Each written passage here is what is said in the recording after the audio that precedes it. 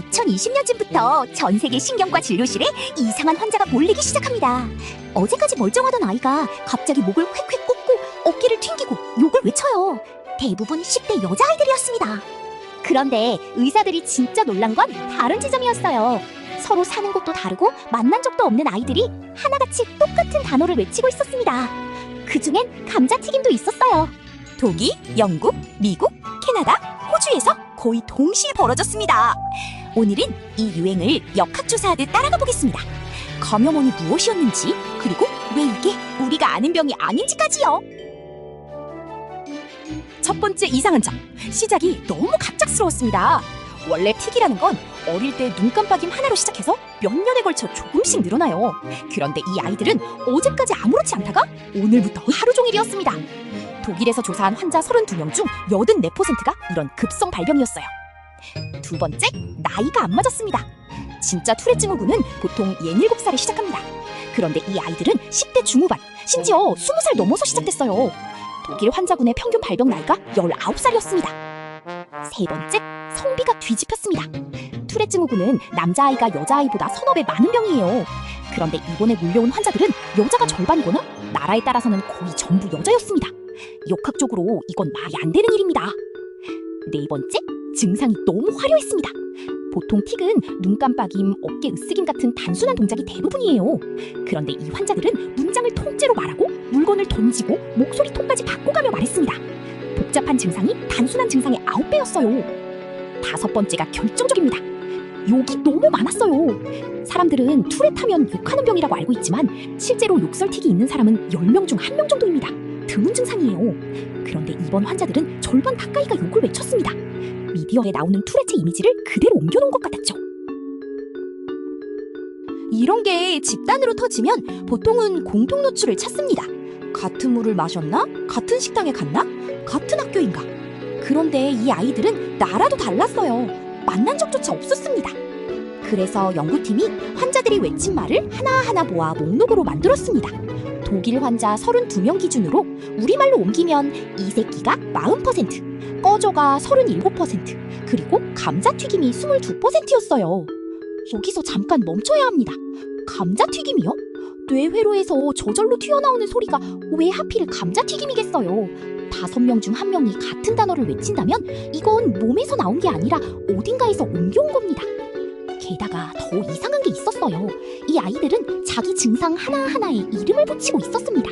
그것도 하필 옛날식 독일 이름으로요. 증상에 이름을 붙이는 건 어떤 의학 교과서에도 없는 행동입니다. 누군가에게 배운 거죠. 그렇게 거슬러 올라가서 나온 게 유튜브 채널 하나였습니다. 머릿속에 뇌우라는 이름의 채널이었고 당시 독일에서 두 번째로 성공한 유튜브 채널이었어요. 진행자가 투렛 증후군을 앓고 있었고 자기 증상을 그대로 보여주는 콘텐츠였습니다. 환자들이 외친 단어도 증상에 이름 붙이는 습관도 전부 그 채널에 있었어요. 2022년 이 조사가 학술지 브레인에 논문으로 실립니다. 제목이 재밌어요. 그만해, 이건 투렛이 아니야. 새로운 형태의 집단 시민성 질환. 논문 제목에 그만해가 들어가는 경우는 흔치 않죠? 연구팀은 아예 새 이름을 만들었습니다. 소셜미디어가 유발한 집단 질환. 예전에도 집단 시민성 질환은 있었어요. 한 교실에서 한 명이 쓰러지면 옆자리도 어지럽다고 하는 식으로요. 그런데 그건 항상 같은 공간 안에서 벌어졌습니다. 이번엔 달랐습니다. 교실도 마을도 국경도 필요 없었어요. 인터넷이 되고 계정만 있으면 퍼졌습니다. 전염의 경로가 공기나 물이 아니라 알고리즘이었던 겁니다. 이게 이 논문이 새롭다고 말한 지점이에요. 규모도 작지 않았습니다. 캐나다의 한 틱 전문 클리닉에서는 2021년 상반기에 새로 등록한 환자 33명 중 9명이 이 유형이었어요. 넷 중 하나가 넘습니다. 팬데믹 전에는 거의 보이지 않던 환자군이었고요.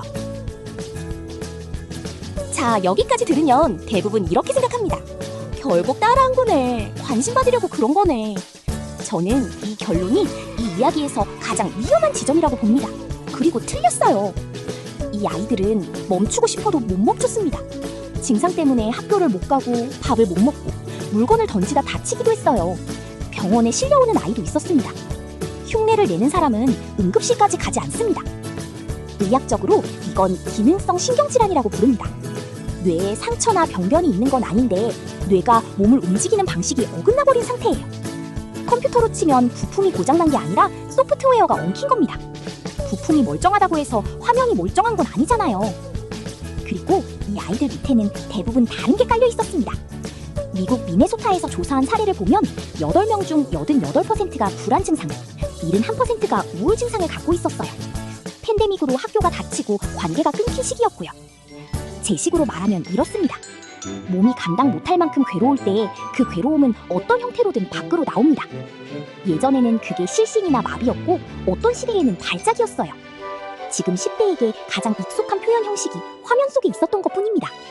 아이들은 흉내낸 게 아니라 언어를 빌린 거예요. 그런데 여기서 두 번째 반전이 나옵니다. 2021년 가을 미국 미네소타의 한 시골 고등학교에서 2달 사이에 여학생 8명이 똑같은 증상을 보였어요. 15에서 17살, 한 학년이 60명쯤 되는 작은 학교였습니다. 조사해보니 8명 전원이 서로 아는 사이였어요. 같은 동아리를 하거나 친구이거나 최소한 아는 얼굴이었어요. 전형적인 학교 집단 발생 패턴입니다. 그런데 여기가 중요합니다.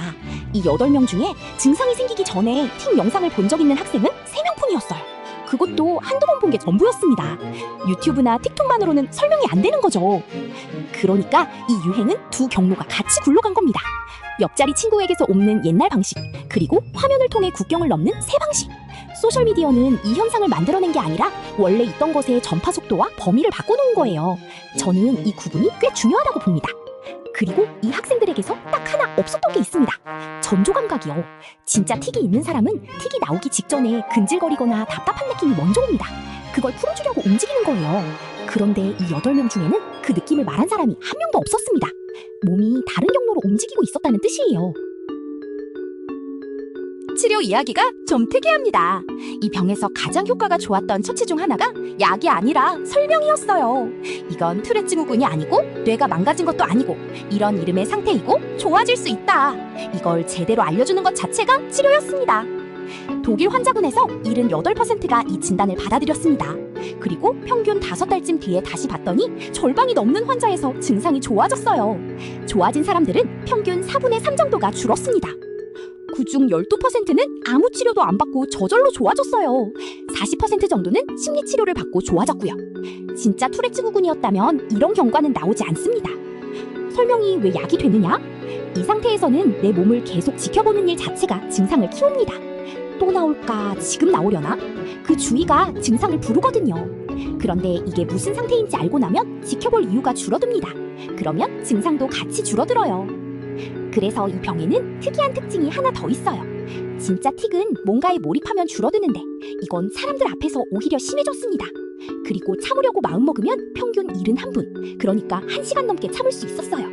진짜 틱은 그렇게 오래 못 참습니다. 이 유행 자체는 지나갔습니다. 그런데 형태만 바뀌어서 계속되고 있어요. 지금 10대들이 화면에서 보고 자기에게 붙이는 건 틱이 아니라 진단명입니다. 나 ADHD인 것 같아, 나 경계선인 것 같아, 나 해리인 것 같아. 몇 초짜리 영상 몇 개를 보고요. 그렇다고 이걸 다 나쁘다고 말할 생각은 없습니다. 저는 그 영상들 덕분에 처음 병원문을 연 사람도 많이 봤어요. 평생 자기가 게으른 줄 알았던 사람이 40 넘어 진단을 받는 일도 있고요. 같은 화면이 어떤 사람에겐 다리가 되고 어떤 사람에겐 덫이 됩니다. 갈림길은 여기라고 봅니다. 그 이름표가 나를 설명해주고 병원으로 데려가면 다리예요. 그런데 그 이름표가 나를 대신하기 시작하면, 그러니까 그게 내 정체가 되고 증상 목록이 자기소개가 되면 덫입니다. 그때부터는 좋아지는 것이 나를 잃는 것처럼 느껴지거든요. 아이가 그런 이야기를 꺼냈을 때 어떻게 해야 하냐? 아니야, 그거 유행이야 라고 부정하는 것도, 그렇구나, 너 그거구나 라고 확정해주는 것도 둘 다 좋지 않습니다. 대신 이렇게 물어보세요. 그 영상 보고 어떤 부분이 너랑 똑같다고 느꼈어? 그 대답 안에 진짜 힘든 게 들어있습니다. 정리하겠습니다. 이 이야기는 흉내에 관한 게 아닙니다. 말할 곳이 없는 괴로움이 결국 어디로든 나온다는 이야기예요. 그리고 그 통로는 시대마다 달랐습니다. 100년 전에는 실신이었고 지금은 화면 속에 있었을 뿐입니다. 그래서 저는 마지막에 이 질문이 남습니다. 그 영상을 밤새 보고 있던 아이는 그때 어떤 하루를 보내고 있었던 걸까요? 유행을 탓하기는 쉬운데 그 방에 왜 그 아이가 혼자 있었는지는 아무도 잘 안 묻습니다. 오늘 인용한 논문과 자료는 마음뉴스에 정리해두겠습니다. 재미있으셨다면 구독 눌러주세요.